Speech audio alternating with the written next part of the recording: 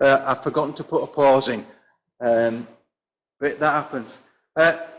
Go Tell It on the Mountain. People look at that as a Christmas carol. Maybe it's time we started to think about Christmas, what Christmas is about. Might sound stupid. I went to Tongue Garden Centre about 4 weeks ago, and they'd already got all the Christmas stuff out. So they're getting ready early. Is Christmas going to be the same this year? Who knows? We don't know at the moment. But maybe it's time that we looked about what Christmas was about. And maybe this is going to give us the opportunity to actually get back to what Christmas should actually be and not what it's become. But that's a whole other story. What I wanted to talk about this morning, because we've all got angels, we've given Anne an angel, we've had a reading that's talked about angels, we've just sung a song. The shepherds saw the angels. And during this time of lockdown, I've been watching Premiere Video, whatever it is, on telly, because there was nothing on the telly. And I wanted to relax when I got home, and I put on Premiere Video, and I saw this one thing, and it was about the Jewish people and miracles that had been happening. And it was about this man that wanted to find out whether miracles were true or not. He was a journalist. And so he went to Israel to talk to these people. And some of it was at the times when the Israelis were under attack. And one of these stories, there were 6 Israeli soldiers, and there were about 100 Arab soldiers coming up this valley towards them, and they knew they'd got no chance. And they were talking with each other, and they said, "How many bullets have you got?" And one said, "I've only got 2 bullets left." The other one said 4, one said 5. But they were all small amounts. And so these Arab soldiers started firing on them, so they started firing back. And they ran out of bullets. And they just looked at each other and said, "That's it, we're finished." They'd nowhere to retreat to. They just sat there thinking that was it. And all of a sudden, one of the soldiers looked up over the top of where they were, and all these Arabs were dropping their guns and running away. And years later, after the war had finished, this Israeli soldier was sat in a cafe, and he was talking to a family member, saying how on this day this had happened. And this Arab gentleman said, "Excuse me, were you in that battle?" And he said, "Yes, I was." He said, "So was I. I was one of the Arabs." And so this Israeli gentleman said, "Why did you run away?" He said, "Didn't you see?"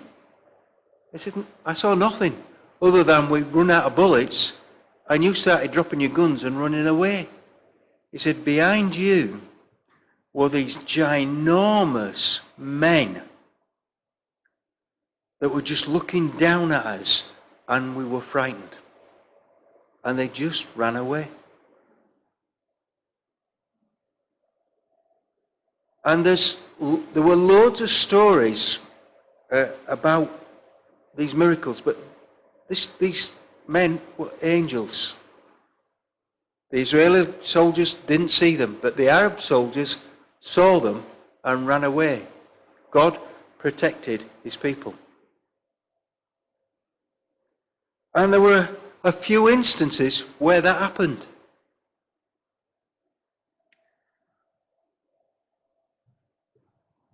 And God just protected his people, looked after them, made sure they were safe.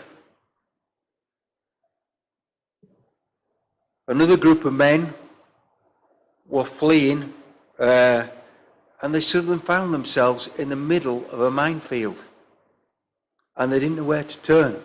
It wasn't their minefield, it was a Syrian minefield up on the Golan Heights.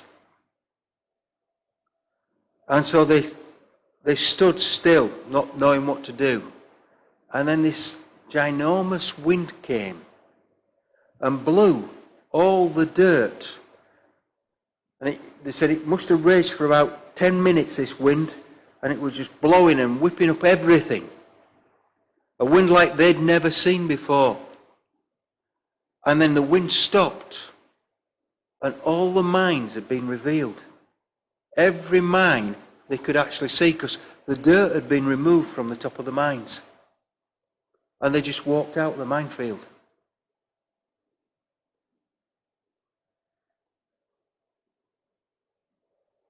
I've heard other stories from other countries where this sort of thing's happened. I've also heard stories in this country. I was very fortunate to go to a Christian gypsy worship meeting. I was invited, and they started telling the stories. And this gypsy was telling the story of how he became a Christian.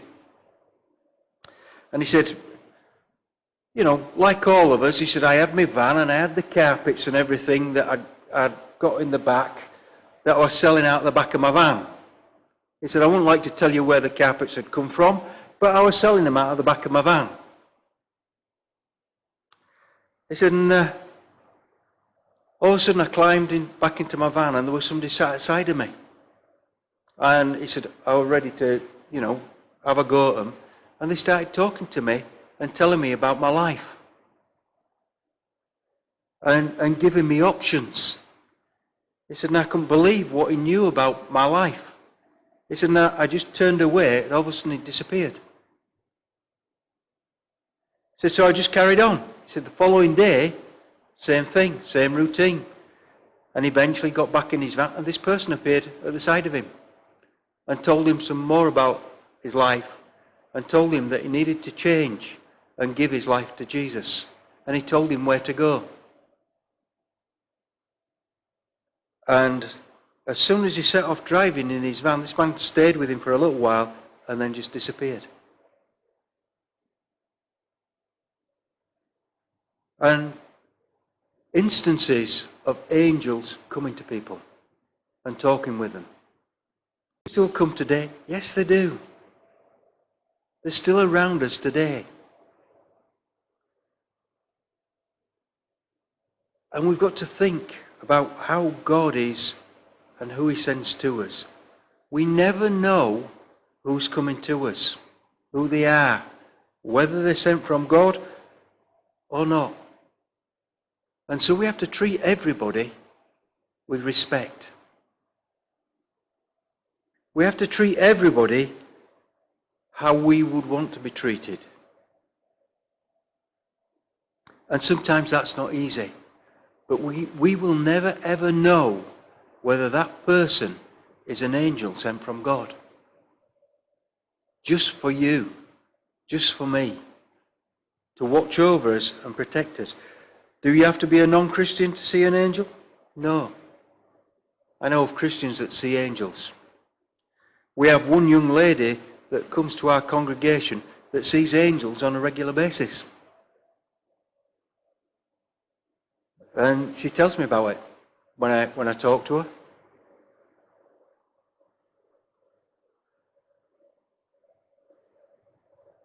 But I never see them. She does, but I never see them. But I know they're there. God just wants you to know this morning that you are protected.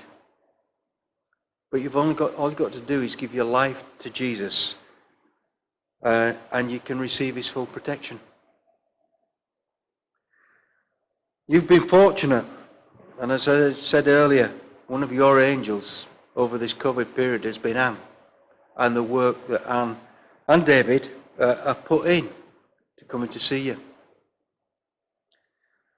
They could have quite easily turned around to me and said, John, during this COVID period, don't want to do anything because we don't want to put our yourselves in any danger.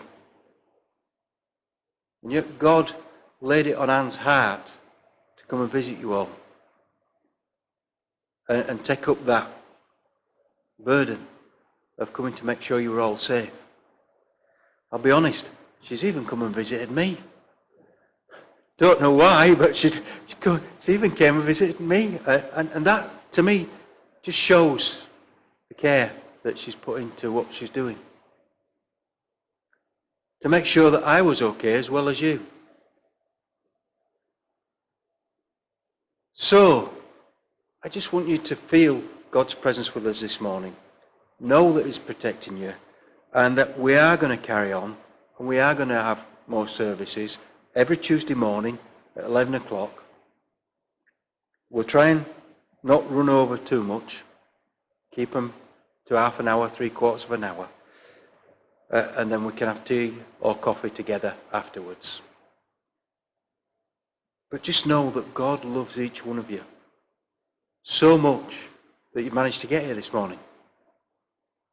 So much that He laid it on Anne's heart to come out and visit everybody. And so we just give it all to Him this morning. We're going to sing our last hymn together.